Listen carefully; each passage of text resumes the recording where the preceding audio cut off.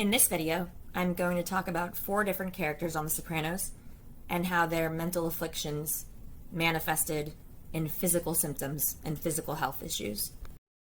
Oh, pussy!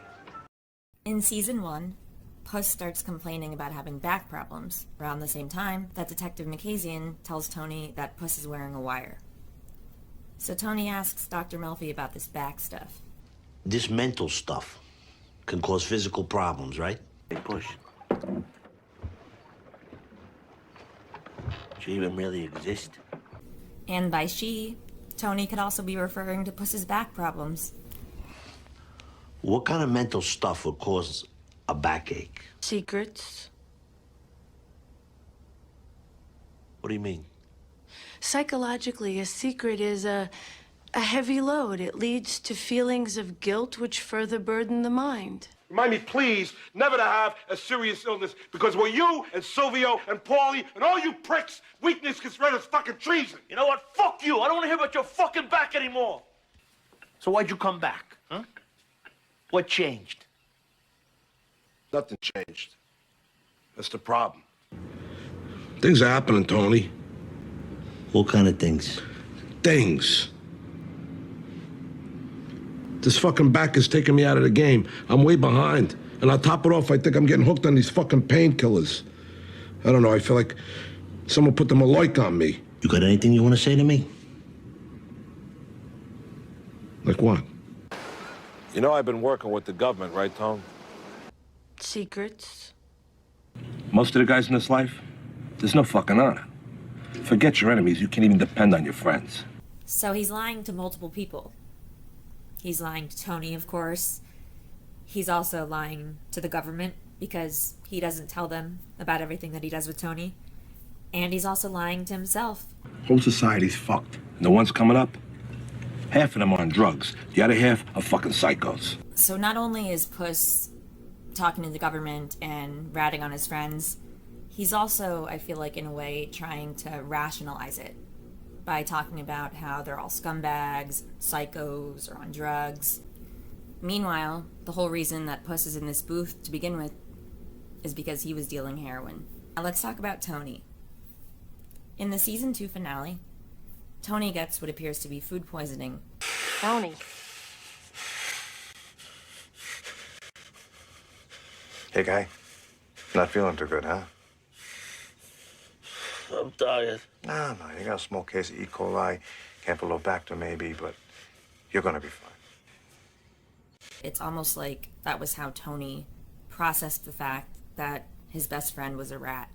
Sometimes when we're sick, or when our bodies are telling us to slow down, we kind of push through, for whatever reason, any number of reasons.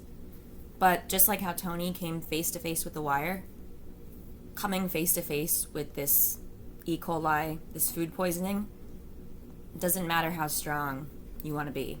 There's no stopping that. There's no stopping the, should I say, shit from hitting the fan? I guess pun intended.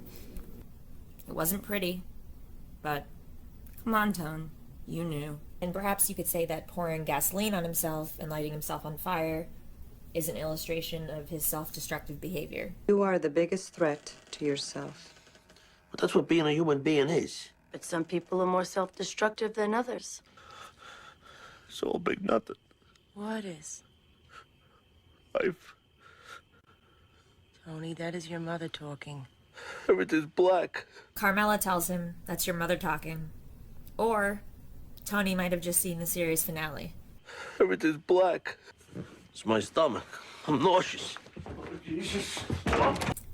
They say a way to a man's heart is through his stomach. I think for Tony Soprano, that definitely rings true. Is this Mrs. Sopranos? And now I think I'm sick. To be protective of us. What can we do to protect them? They're not kids anymore. When they were young, there were certain things we could tell them about Tony's life. Lies. We'll just call them what they were. But now, they have to face all these years of facading. They do or you do. Nurture the defenses they were born with. What is wrong with me? I don't know what's happening. It's the middle of the month. This never happens to me. And if I die, I will never be with God in eternity. You're real? I am pretty sure I have ovarian cancer. What does the doctor say? I haven't seen one. I'm afraid. How do you think you're ill? I'm spotting, lower back pain. My hormones are all over the place. Apparently, I've never been better. I told you didn't have to come.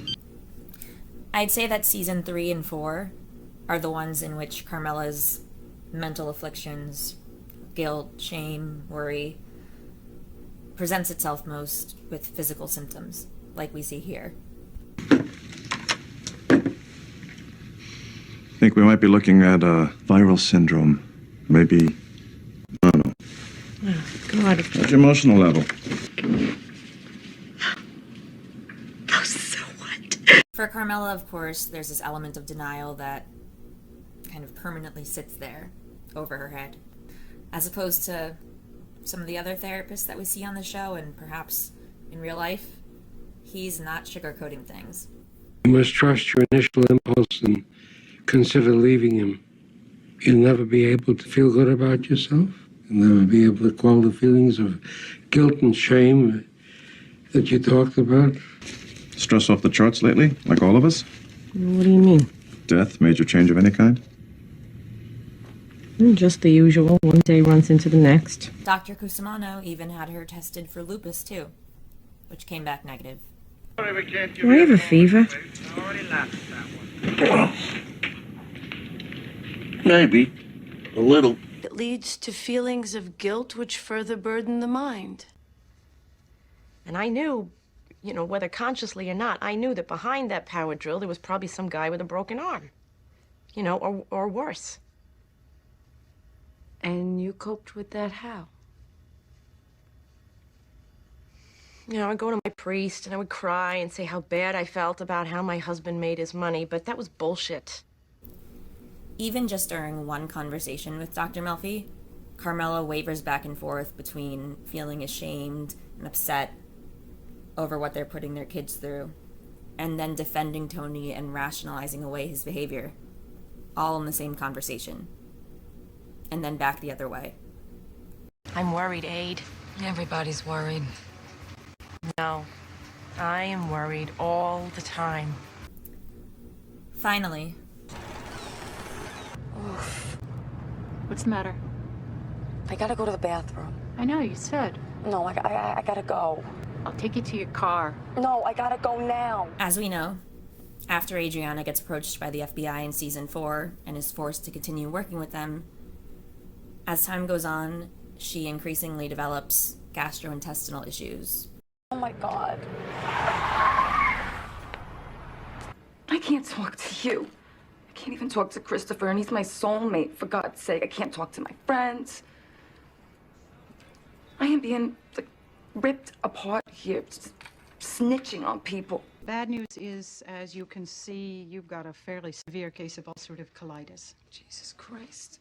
Now, in addition to obviously not telling the doctor what's really going on in her personal life, there's this element of denial that Adriana shows when Agent Sanseverino asks her if they can put a camera outside Crazy Horse. Similarly to how Dr. Krakauer told Carmela that she's an accomplice or an enabler, Agent Sanseverino says something that I find pretty similar to Adriana when she tells her that, she's protecting an abuser.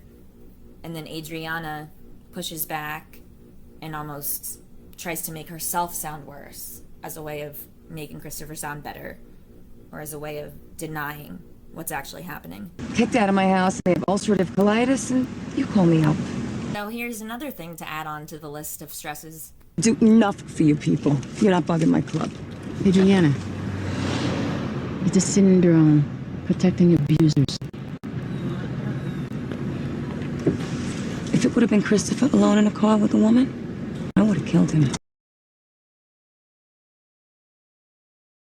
The shadow, memory, remain. Thanks for watching. I hope you enjoyed this video.